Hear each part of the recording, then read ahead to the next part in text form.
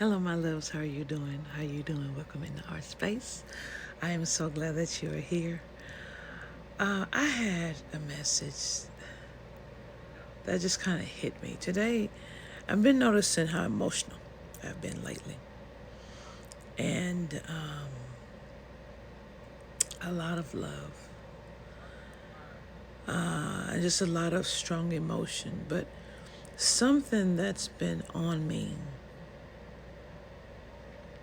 and I've been thinking about, and something that just came to me was this, and it said, "What we're seeing." The darkness that we're seeing is people's inner darkness of their soul reflected out. And a lot of times we don't know how to deal with it because we're like in disbelief, like people can be this dark. What the hell happened?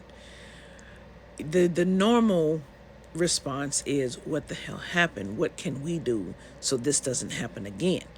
So we can do better as a society. But that's not what's been happening. What's been happening is, yeah, I know that pain. Yeah, let's let them deal with it. Yeah, yeah. That's what's been happening. Or, well, I had to deal with it. They can deal with it. That's too much for me to help them with. That. You know what I'm saying? But think about that. We are seeing reflections of the darknesses in one's soul walking around. Think about that. And that affects everyone else on a micro level and a macro level. That affects everyone else. That affects our mood. That affects what we do, how we drive, how we speak to other people, how we communicate, as you can kind of say, down to how we love us and each other. You see the circle? You know what I'm saying? My loves. Sorry about that, y'all. It's amazing. Looking at it from that standpoint. Again, looking at things as energy instead of people, but energy. And we all are energy, and that's why we can feel each other's energy, sense it and feel it.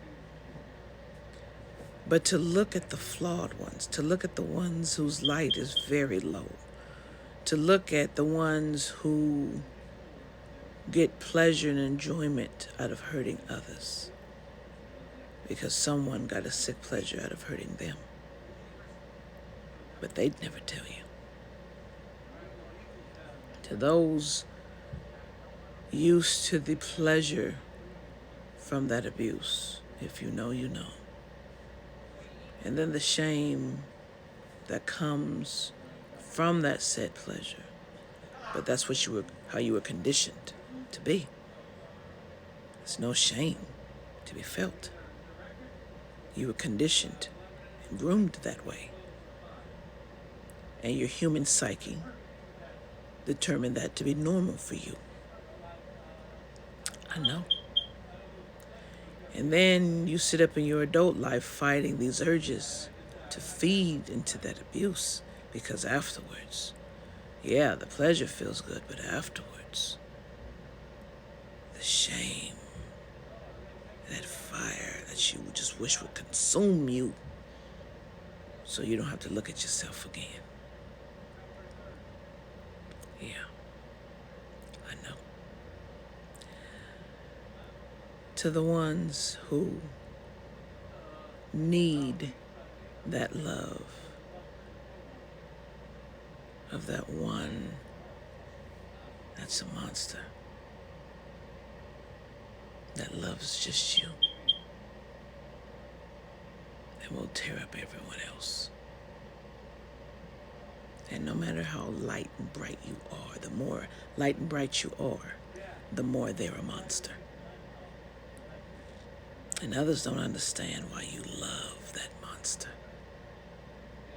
And only you do, Because only you understand that monster. You were made to. They don't understand it. But you do. That love. And because you're the only one who loved that monster, you're the only one that monster loves. Everyone else, I can't help you. Because love loves everybody. You dig? Your desires you manifest. And you manifest them in real time. But when people walk around with that darkness in their soul, it seeps into what you manifest for yourself, what you truly desire for yourself, what you truly want for yourself. You understand? My loves. Sorry, my loves. There's nothing wrong with you being who you are. Okay? Nothing wrong. Howbeit, you make sure you're not picking up someone else's toxicity as you're laying yours down. And as you're looking at yours, really look at to see if it's your toxicity or if it's someone else's you picked up. How much of it is you?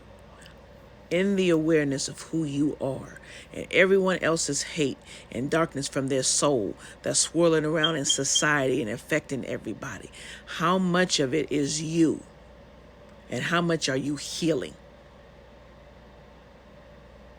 How much are you giving time to the love of you to heal these holes in these souls, if that's what you were sent to do, versus you just keep it to yourself? Because we're looking for the ones who's doing their job versus the ones who ain't. We're looking. And we're seeing and assessing if you're doing your job. Because that status can be taken from you and given to another who's itching to do it and walk through their trials they already did. You understand? My loves. There's a lot of souls out there that got holes in them. And there's a lot of people that need healing. And there's a lot of the chosen that's supposed to be doing that. Star seeds added, indigo children added, thank you. All of those souls added to helping us do what we got to do. Some of us carry multiple gods in us to help us do what we got to do. There's no excuse. Unless that person don't want that whole field,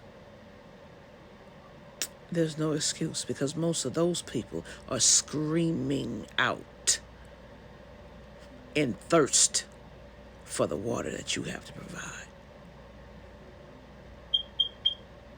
Some of them are screaming for Amrita and they don't even know. Some of them are screaming for the bread of life, for the word. But everybody's screaming for a spring to be refreshed. Are you the one bringing that refreshment like you're supposed to?